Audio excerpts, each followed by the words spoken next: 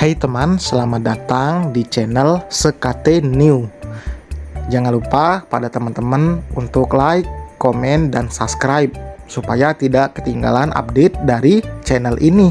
Mimin ucapkan terima kasih. Selamat menyaksikan.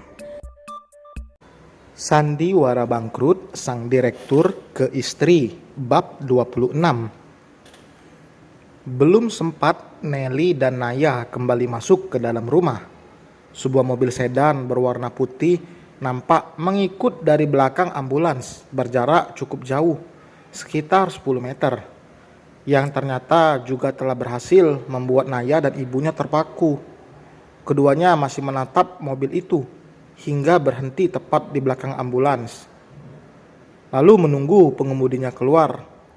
Rasa penasaran yang menghampiri tidak juga membuat pandangan keduanya beralih. "Mobil mewah siapa ya, Bu?"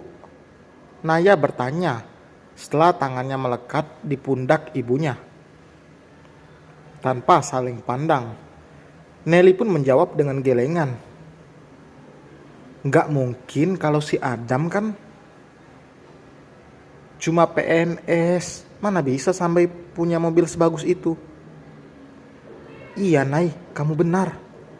Tak lama berselang, pandangan mata keduanya membelalak sempurna saat pengemudi mobil itu keluar. Walau dari kejauhan sudah bisa terlihat jelas sosok Adrian yang tengah menutup pintu mobil, kemudian melangkah masuk menuju gang. Bukannya itu Mas Adrian?" tanya Naya memastikan jika yang ia lihat tidak salah.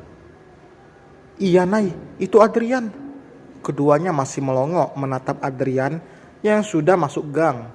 Hanya mobil sedan putih itu yang menjadi titik fokus pandangan keduanya. "Dia pakai mobil mewah, Bu. Apa mungkin dia sudah kembali kaya?" "Iya, kayaknya, Nay. Mantan suami kamu itu balik kaya lagi." Wajah Nelly nampak begitu gembira. "Bukan mantan, Bu. Dia pasti akan kembali jadi suamiku setelah ini." Naya tersenyum menyeringai, membayangkan laki-laki yang ia lihat itu akan menjadi miliknya lagi. Dia yang akan menjadi ayah untuk anakku nanti. Bagaimanapun caranya. Diusapnya lembut perut yang mulai nampak menyembul itu beberapa kali. "Ya sudah, Nay, ayo bersiap sebelum Mairo yang mendahului." Naya dan ibunya kemudian bergegas cepat masuk ke dalam rumah. Diambilnya tas bermerek Gucci dari paku yang menempel di tembok kamarnya. Lalu berhenti sejenak di depan cermin untuk memoles wajah. Lantunan surah Yasin terdengar menggema di ruangan tamu rumah Mairo. Ia yang memang sudah hafal, ikut bersuara mengikuti yang lain sambil terus memeluk jenazah ibunya yang sudah dibungkus kain kafan dan diselimuti kain jari sebagai penutup.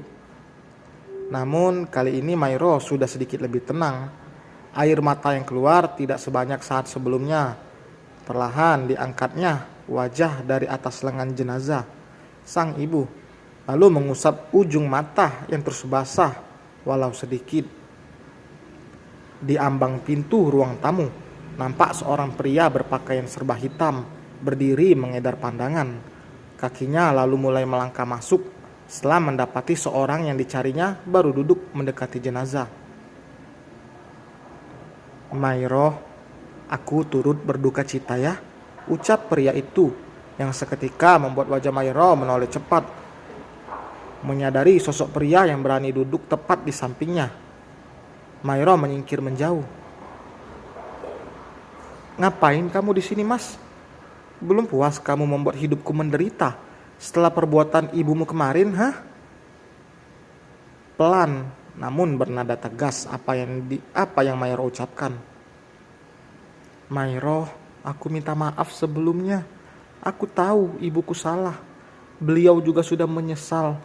Dan nanti pasti beliau akan datang untuk melayat. Dia masih syok mendengar ibu meninggal, Nay." "Bullshit." Mairo membuang muka. "Jangan lagi berani kamu dekati aku." Mairo, aku mau sampaikan kabar gembira buat kamu. Ibu pria itu lebih tepatnya adalah Adam, masih berusaha membujuk Mairo untuk mendengarkan tujuan kedatangannya selain untuk melayat. Sementara Mairo tidak menghiraukan. Ia terus menyibukkan diri dengan melanjutkan bacaan Yasin yang terpotong karena lelaki itu. Ibuku sudah merestui hubungan kita, Mai. Dia akan menerima kamu menjadi menantunya. Adam terus mengembangkan wajah di depan Mairo. Lalu, apa hubungannya denganku, ha? Kita akan menikah, Mai. 2 minggu lagi, kita jadi menikah. Kamu mau kan? Nanti, ucapan Adam terhenti tiba-tiba saat lututnya mendapat tekanan keras dari laki-laki yang dari kaki seorang yang tiba-tiba berdiri di sebelahnya. Hai, apa maksud kakimu ini, Mas? Singkirkan, dasar nggak sopan. Umpatnya sambil menyingkirkan tubuh sendiri setelah pria di sampingnya tadi berjongkok menatapnya. Saya yang harusnya bertanya, ngapain Anda berada di sini? Siapa Anda berani mengganggu Mairo? Suasana yang tidak memungkinkan membuat Adrian bertanya dengan nada pelan, walau penuh penekanan. Saya calon suami Mairo. Kenapa? Mairo sudah menjadi istriku. Jangan beraninya kamu merasa jika dia adalah milikmu. Apa? Kapan Maira menikah? Kamu pasti bohong. Cetus Adam tidak percaya. Anda percaya atau tidak, itu bukan urusanku. Sekarang bangun dan keluar dari sini. Jika masih mau melayat, duduk di luar. Perintah Adrian tegas, yang kemudian mengangkat tangan Adam agar dia segera beranjak. Awas, tepis Adam cepat lalu keluar dengan wajah geram. Adrian memperbaiki lengan kemejanya yang tekukannya sempat terbuka. Ia lalu menoleh ke arah Mairo dan duduk di sampingnya. Mairo, pemakaman masih setengah jam lagi. Kamu harus makan dulu. Ayo, ajak Adrian lembut setelah merangkulkan tangan ke pundak istrinya. Aku gak lapar, Mas. Tapi Mas, tolong, biar aku bersama ibu sementara sampai selesai pemakaman. Mendengar jawaban Mairo, Adrian tidak bisa berbuat apa-apa. Ia hanya harus cukup mengerti sedikit kondisi hati istrinya. Dia pasti sangat kehilangan ibunya yang sudah menemani dia selama ini. Adrian kemudian beranjak bangun setelah menghempaskan napas panjang. Tugas persiapan pemakaman dan lain-lain telah selesai, termasuk memberi perintah pada 3 bodyguard di depan gang, juga di halaman rumah. Setidaknya ancaman keamanan yang bisa saja muncul sudah diwaspadai lebih dulu. Salah satunya seperti Adam tadi. Lainnya adalah Naya dan mantan ibu mertuanya. Bukan tidak mungkin mereka akan membuat kekacauan andai mengetahui jika Adrian sudah menikah dengan Mairo. Dan benar saja, dari teras rumah Adrian bisa melihat kedatangan Naya dan ibunya di sana. Dengan percaya diri pula, Naya tiba-tiba melambaikan tangan ke arah dirinya. Baiklah, selama mereka tidak membuat hal macam-macam hingga mengancam kondisi di rumah Mairo, tentu mereka masih aman. Adrian lalu duduk di kursi, melihat para pembawa keranda nampak sedang bersiap akan memasukkan jenazah ke dalamnya. Dari halaman rumah, Naya tidak duduk di kursi yang disediakan. Ia berniat menghampiri Adrian yang duduk di kursi teras. Namun, langkahnya terhenti saat melihat Mairo keluar dari dalam rumah dan disambut langsung oleh Adrian dengan rangkulan di pundak. Seketika wajah Naya memerah.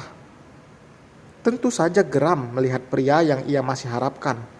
Apalagi mengetahui jika Adrian sudah nampak kaya raya lagi, sedang merangkul Mairo.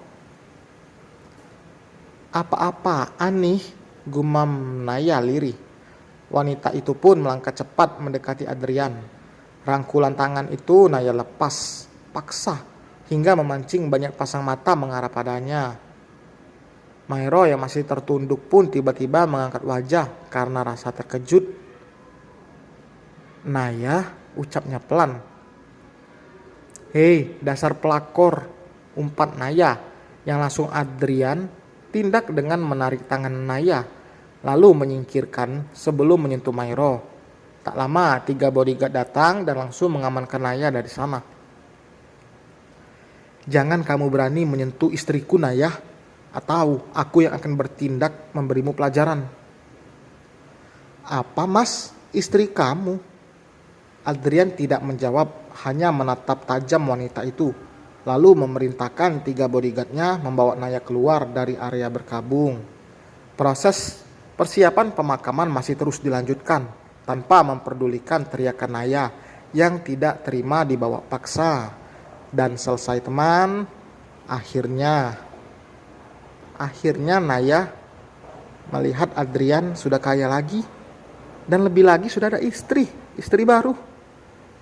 Gimana menurut kalian? Kira-kira pendapat kalian tentang si Naya ini atau si Mairo yang disebut pelakor? Tulis di kolom komentar. Sampai berjumpa di bab berikutnya. Jangan lupa like, komen, dan subscribe. Bye.